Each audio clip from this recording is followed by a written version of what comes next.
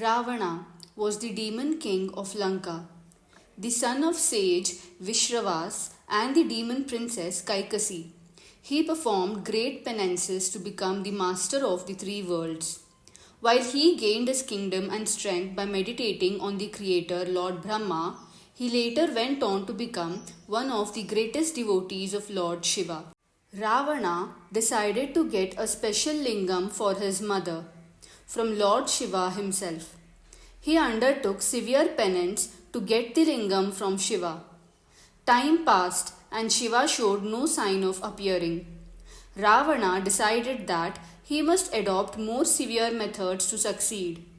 He began cutting off his 10 heads one by one and offering them to the sacrificial fire. He had cut off 9 of his 10 heads and was about to chop off the last one when Shiva appeared at last. Shiva was pleased with Ravana's dedication and presented him with a special lingam. He said, "This lingam comes from Kailash, my abode. Take care of it, for it is special. Place it on the ground only where you want it, for once placed on the ground, it cannot be moved. Remember this and take it back carefully." Ravana was thrilled and started on his long journey home. Meanwhile, the gods were worried. Ravana was already dangerous, and installing the lingam at Lanka would make him invincible. They planned to take the lingam away from him, but none were brave enough to tackle Ravana. At last, they asked Ganesha for help. Ganesha agreed that the lingam should be kept away from Lanka at any cost, and set off to do the job himself. He transformed himself into a young Brahmin boy and followed Ravana. Ravana had barely covered half the distance to Lanka when the sun started setting. It was time for him to perform his evening prayers, something he never missed. However, he couldn't possibly perform the prayer holding the lingam in his hand. He couldn't place the lingam on the ground either, for then it would settle there.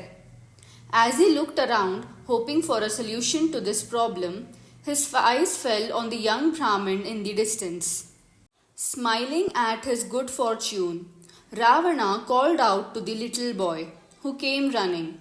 Ravana told him that he wanted to perform his prayers and then asked him to hold the lingam for a short while so that he could refresh himself in the nearby river. The boy looked at the lingam and said, "This lingam looks terribly heavy. I don't think I can hold it for so long." Ravana was getting more and more anxious as the sun moved lower and lower over the horizon. He assured the boy that the lingam was not too heavy and that he would hurry back. The little boy reluctantly took the lingam and ground, as if the lingam was too heavy. "It's all right for you to say that it's not heavy," said the boy. "You are so big that it might feel light to you. It is too heavy for me to hold. I will hold it for as long as I can. I will then call out to you thrice. If you don't come by the third time, I will keep it down." Ravana pleaded with the child not to keep the lingam down at any cost and rushed to the river. The little boy waited till Ravana was knee-deep in water before calling out, "The lingam is getting too heavy. Come soon." Ravana hurried through his prayers, but before he could finish, the boy called out a second time. He now positively raced through the rest of his prayers and hurried back. But the boy called out a third time and just as Ravana was approaching, placed the lingam on the ground. With a mumbled curse, Ravana rushed and tried to pull the lingam out. However, it seemed to have grown roots instantly and refused to budge. Under the full force of Ravana's strength, the lingam twisted, but no matter how hard he tried, he couldn't pull it out. The full force of Ravana's anger was now directed on the child. "How dare you keep the lingam down?" he cried, and with this fist hit the boy on the head. Suddenly, in place of the child, there stood Ganesha.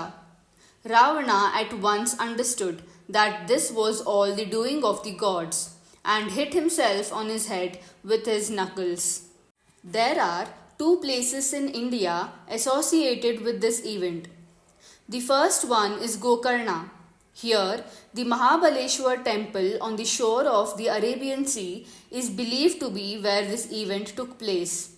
The main lingam here is called Mahabaleshwara, the strong one, for it could not be pulled out of the ground. The top portion of this lingam is twisted, in keeping with the story. Besides, there is also an idol of Ganesha in this temple, which, unlike other idols, is in standing posture. Also, interestingly, in accordance with the story, the head of Ganesha has small depression where Ravana is believed to have hit him. Also, his feet are a little under the ground, as if pushed in by the force of the blow. Of the scattered pieces of the lingam, one fell in what is present-day Surathkal. The famous Sadashiv temple was built around that piece of linga. The case covering the linga was found to have fallen at a place called Sajjeshwara, 23 miles away, where there a temple was built. Parts of the lid of the case dropped on the Guneshwara and Dhareshwara, 10 to 12 miles away, where two shrines to Lord Shiva were built. Finally, the cloth covering the Atmalinga was flung by Ravan to a place called Mrideshwara on Kandukagiri. Mrideshwara has been renamed Murdeshwara. We can thus imagine the antiquity and origin of the Sri Murdeshwara, where part of the very essence of Lord Shiva, no less, is worshipped. Thank you so much for watching the video. Kindly subscribe to my channel for more such interesting content.